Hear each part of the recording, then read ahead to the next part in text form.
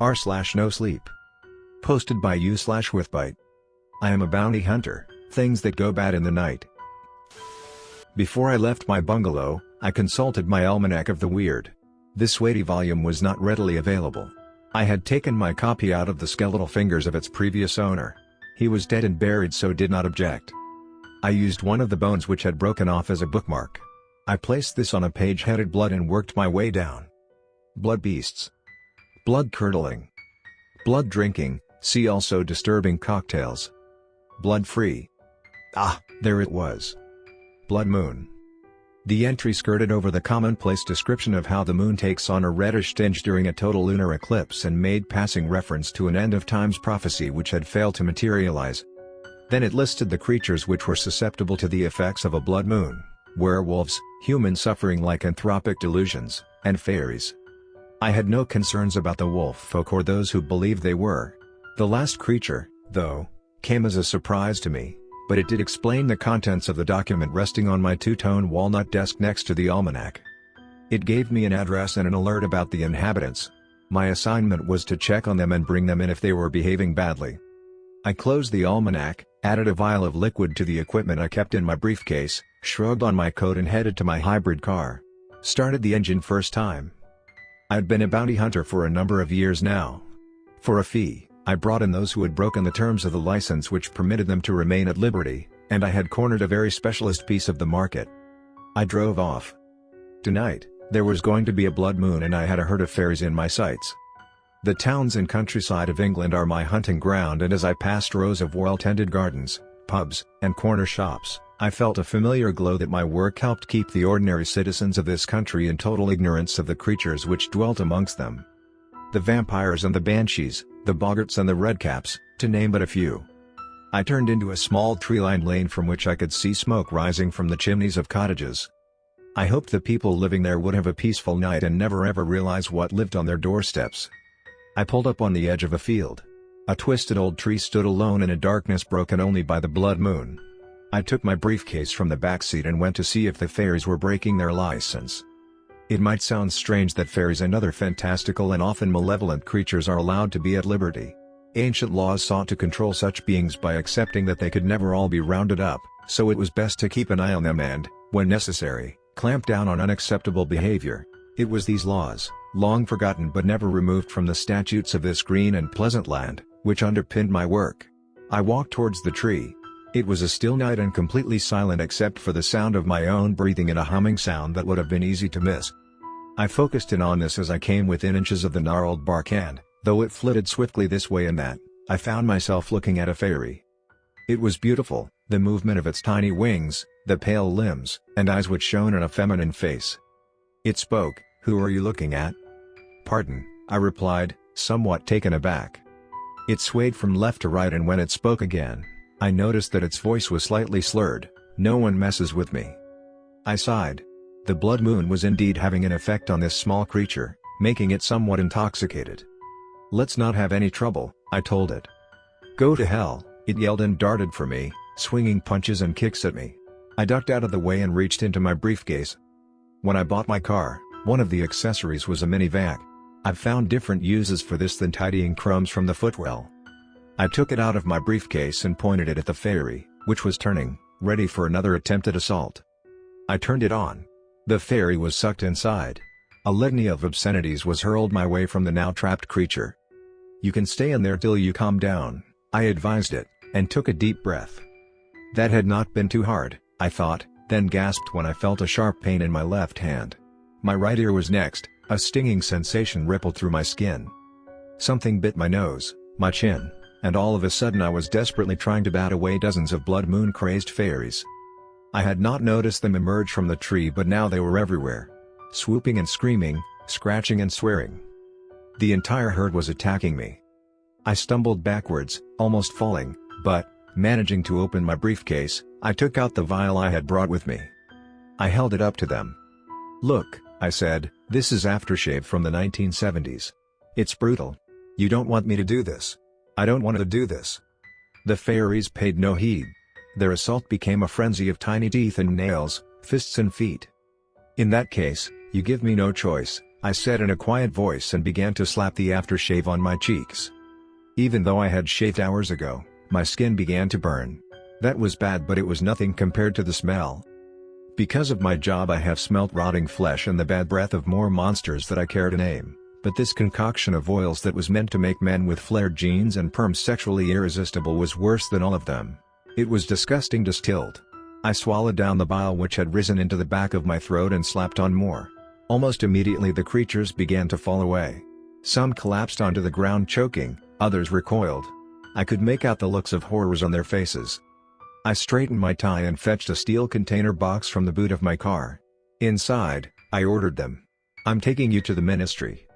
I was in agony as I drove. The small wounds the fairies had left felt like they were on fire thanks to the aftershave.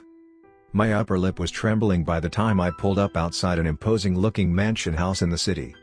I identified myself to an official at the entrance and set off walking down a long corridor until I reached a door. The nameplate on the door said Florence T. Butterworth. The rest of my body started to tremble. Florence T. Butterworth is not like other women. I knocked, stepped inside. She sat behind an oak desk, turning the pages of a ledger with her nicotine-stained fingers. Her greasy hair framed her thoughtful face. Specks of dandruff covered her navy blouse. She looked up at me as I approached, then said, "You smell interesting." I have always assumed that Florence T. Butterworth does not care what the world thought of her. Personally, I was enamored of her. Very enamored. Despite the foul fog of the aftershave I could make out her scent, a heady mix of stale sweat, cigarettes and alcohol. My heart beat a little faster. "Do you have an update for me on your latest job?" she asked. "Yes," I managed to say, and held up the box. The sounds of the fairies vomiting had died out now and the sounds of tiny snores drifted out. "Good, good," she said and took the box from me and went to lock it in a large safe discreetly set in the wood-paneled walls of her office. As she did so she told me, the phenomena of fairies being unsettled by the blood moon was first rumored at the time of the Industrial Revolution. One theory was that it was caused by pollutants in the air. It is looking increasingly likely now that fairy disturbances are linked to climate change. "What will happen to them?" I asked, as she swung the safe door shut. "They will be monitored on the premises and if we can be assured they will not repeat offend they will be released back on license." This was what the ministry did. It policed the creatures who lived secretly among us. It was also quite the secret itself. Somewhere tucked away in the government of the day's budget there was a line about a branch of the civil service. But how it spent this money was a mystery to even the Prime Minister. Florence T. Butterworth was head of the ministry and the main client of my bounty hunting business. She took out a cigarette, dipped it in a glass of whiskey, then lit it. Her features glowing in the flame which flared and crackled she said, "I have a new job for you." She handed over a piece of paper with a name, address and photograph on it. The man shown could have been anywhere between 30 and 60. He had big eyes and even bigger hair. He looked like he had just been given an electric shock.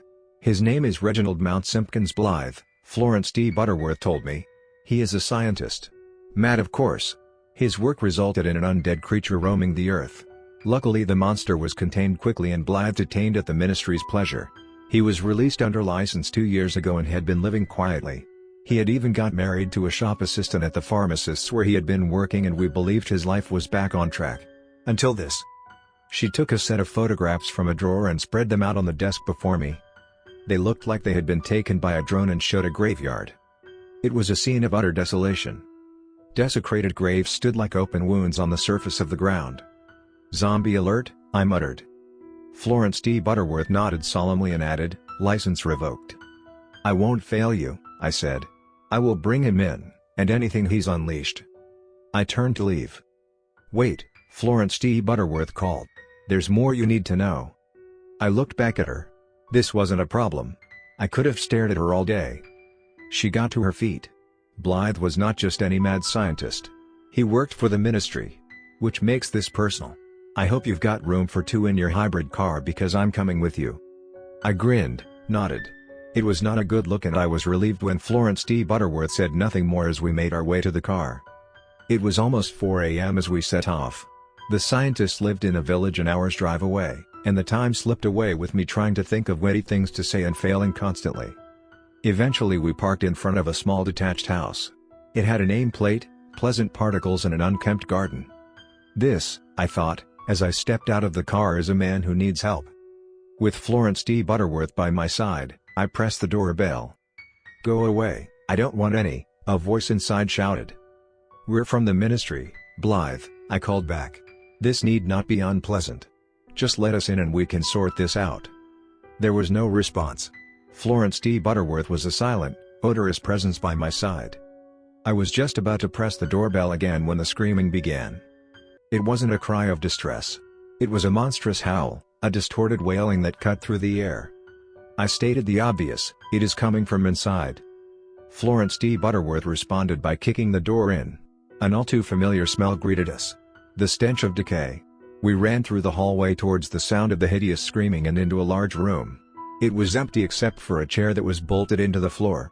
A woman was strapped into the chair. She writhed and screamed again. Her skin was mottled and falling away in places. Below I could see maggots swarming over rotten flesh. She wore a white coat with the name tag on. It read, "Mrs. Anthea M.S. Blythe." I heard footsteps behind me, whirled round. It was Blythe.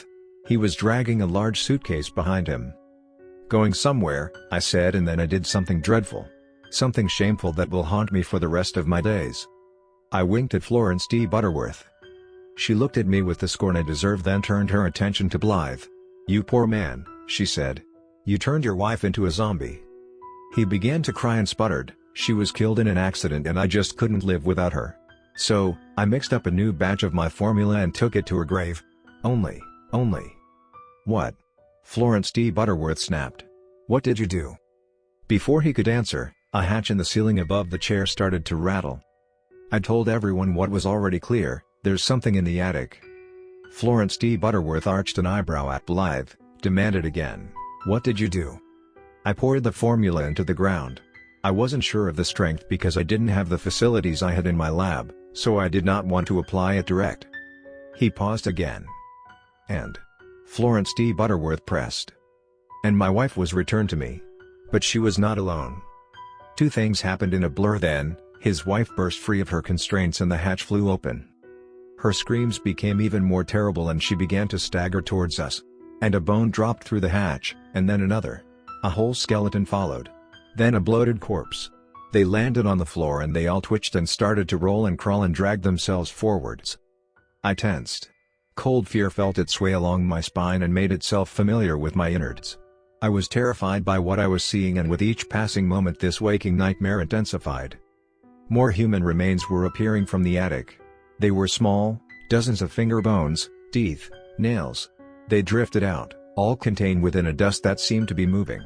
As I looked closer, I could see that the dust was made of thousands of minuscule fragments, all joined together and all dancing in individual motion. It was a storm of the dead. I stood, transfixed. Florence D. Butterworth shook her head sadly. "Oh, Blythe. You brought the whole damn graveyard back." He fell to his knees and began to weep. His zombie wife continued to advance. The bodies that were whole or nearly there followed in her wake. The storm swirled around her. It seemed she had a hold over them all, and where she led they followed. It was clear that her rage was directed at Florence D. Butterworth and I. We were doomed. They would destroy us, consume our flesh, make us like them. I tried to make my peace with the world. Florence D. Butterworth began to change. I had seen this once before but was no less shocked by what I was witnessing.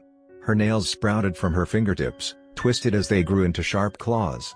Hair burst from her skin, a dark, matted coat that covered every part of her. For modesty's sake this was probably best, as her clothes soon lay in tatters around her feet. The woman I secretly adored was, you see, a shapeshifter. Her fang-lined mouth curled into a disdainful sneer and she grabbed the zombie by the neck and roared at the rest, "Back off now, or I will rip your mistress's head clean off her shoulders and then I will eat it." I swallowed, wiped sweat from my brow. This had gone way beyond straightening my tie. I watched and I waited. After a moment, the dead began to retreat. They slunk away and swirled into the corners of the room. I looked at the thing Florence D. Butterworth had become and said, "You did it."